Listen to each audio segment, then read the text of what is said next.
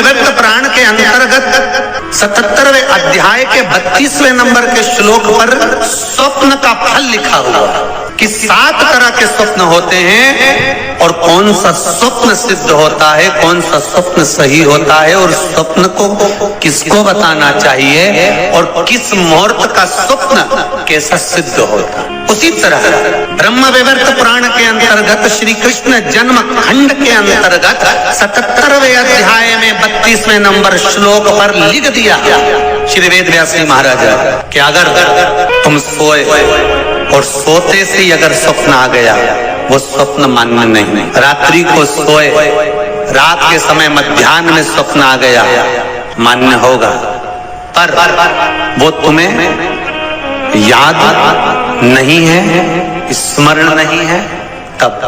और फिर कहा ब्रह्म मुहूर्त में अगर आपने कोई स्वप्न देख लिया और स्वप्न श्रेष्ठ है, किसी से नहीं कहा, तो वो स्वप्न 2.5 महीना 3 महीने में सिद्ध हो जाता है, सम्मुख में प्रकट हो जाता है स्वप्न की।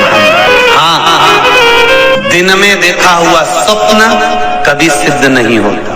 आज भी नियम है, शिव जी की बारात निकली थी, सामने से अर्थी आई थी, तब शंकर की बारात निकली थी। हिंदू धर्म की रीति है, आज भी आप कोई अच्छा काम करने जा रहे हो, सामने से अगर मुर्दा आता दिख जाए, अर्थी आती दिख जाए, समझ लेना तुम्हारा काम सफल हो जाएगा, तुम्हारा कार्य सफल हो जाएगा। समझ लेना आज भी नियम है, सामने से मुर्दा आता दिख जाए तो कार्य सफल है। स्वप्न में किसी मरे हुए व्यक्ति को देख लो, समझ लो कि आज कोई अच्छा काम होने वाला है। किसी अपने व्यक्ति को मरा हुआ देख लिया, समझ लेना उम्र बढ़ गई।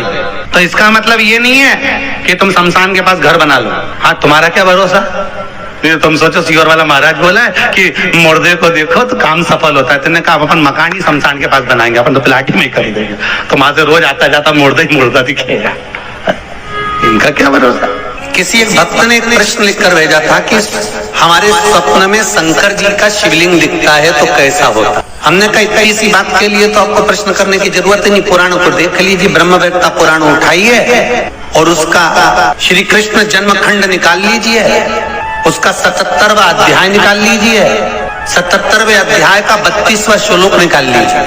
ब्रह्म मुहूर्त में तुमने देखा, सुबह का समय, तुम्हारी बुद्धि में, तुम्हारे विवेक में अगर शिवलिंग का दर्शन हो गया है। जिस बच्चे ने प्रश्न करा है, अगर वो कथा सुन रहा हो, वो कह रहा था कि हमारे गांव में लाइट नहीं रहती तो टीवी नहीं चलती, इसलिए मोबाइल पे सुनते हैं। तो मोबाइल पे अगर सुन रहे हो बेटा तो ध्यान करना कि अगर ब्रह्म मुहूर्त में शिवलिंग का दर्शन किया है तो जिस कार्य में आगे बढ़ोगे उस कार्य में तुमको मात्र 3 महीने में सफलता प्राप्त हो जाएगी। अगर शिवलिंग का दर्शन है, शिवलिंग का दर्शन मात्र चाहे स्वप्न में हो चाहे हकीकत में हो, जीवन की सफलता देता है, वो सफलता प्रदान करता है। शिवलिंग का दर्शन अगर आप स्वप्न में भी कर रहे हो, शिवलिंग का दर्शन आप अगर हकीकत में भी कर रहे हो, वो आपको फल देगा। नाग-नागिन का जोड़ा ही ऐसा होता है, पति जाए तो पत्नी बदला लेती है, पत्नी जाए तो पति बदला लेता है। इसलिए हिंदू धर्म की रीति है, गाड़ी के नीचे हाथ में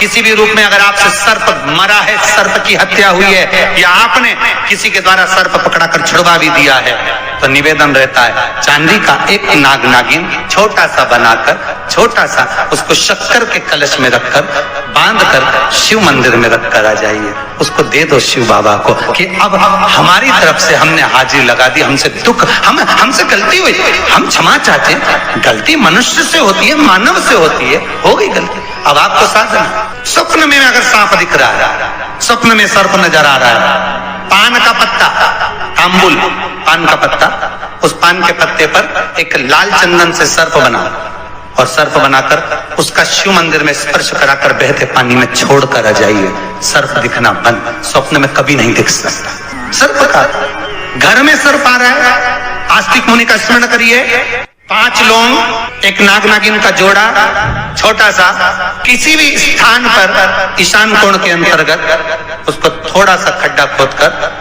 5 लौंग के साथ नाग नागिन के जोड़े को दबा दीजिए, मिट्टी डाल दीजिए। घर में जब नाग नागिन का जोड़ा आप दबाएं तब आस्तिक मुनि का नाम लेकर दबाएं, मां मनसा का नाम लेकर दबाएं, जो नागों की बहन है, उस मनसा देवी का स्मरण कर उसको डाल दी।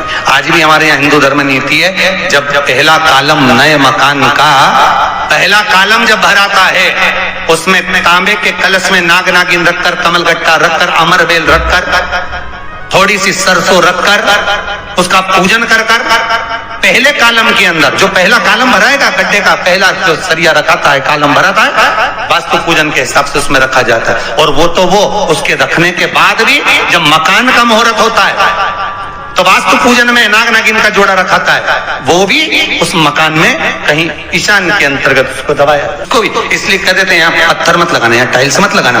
पंडित जी से पूछोगे तो ब्राह्मण बता देगा इस जगह पर टाइल्स ना लगाइए, इस जगह पर पत्थर ना लगाइए, यहाँ पर वो गोला रखा जाएगा, यहाँ पर वो नाग नागिन का जोड़ा रखाएगा वास्तु पूजन के बाद। 4 लोहे की कील नागफनी की वास्तु पूजन में चारों मकान में चारों तरफ लगाई जाती है। क्यों लगाता है? कि कोई दोष हुआ हो, कोई जीव यहाँ रहता हो, सर्प का निवास हो, अगर मकान बनाने में टूट गया हो, किसी का मन दुखा हो तो वो मन ना दुखे। क्षमा याचना, परम आभूषण है, क्षमा मांग लेना परम आभूषण। गलती करो तो क्षमा मांगने में देरी ना कर, हो गई गलती हो क्षमा, हम क्षमा मांगो। हे शंकर, हे शंभु, हे त्रिकालदर्शी, हे कैलाशी, हे अविनाशी, क्षमा करो गलती। तेरा ही दिया मैंने खाया पिया है, तेरा शुक्रिया, तेरा शुक्रिया। मुझे भोले बाबा ने बहुत दे दिया है, तेरा शुक्रिया, तेरा शुक्रिया। ये तेरी कृपा है, ये तेरी उदारता है, तेरे बल पर मिला जो बस भाव वही। मेरे भोले तेरा सहारा है, मेरी नैया का तो किनारा। संसार सागर में तूने जन्म तो दे दिया, तूने पैदा भी कर दिया, इस मनुष्य की देह को भी दे दिया, और शंकर सहारा तेरा ही है। जिनको रात में नींद नहीं आती हो, टेबलेट खाकर सोना पड़ता हो, रात भर नींद नहीं आ रही हो, कुछ मत करो, सोने के पहले भगवान शंकर की 5 लड़कियों का नाम 11-11 बार ले लो, पलंग पर जैसी पढ़ो वैसी 11-11 बार नाम ले लो, आपको टेबलेट खाने की जरूरत नहीं पड़ेगी। ऐसी नींद आएगी कि सुबह 6 बजे भी उठना बड़ी मुश्किल से उठोगे तब उठना पड़ेगा, ऐसी चक्र नींद आती है। जो टेबलेट खाकर सोते हो, रात को नींद की गोली खाते हो, उनको नहीं खाना। भगवान शंकर की 5 बेटियां याद रखिए।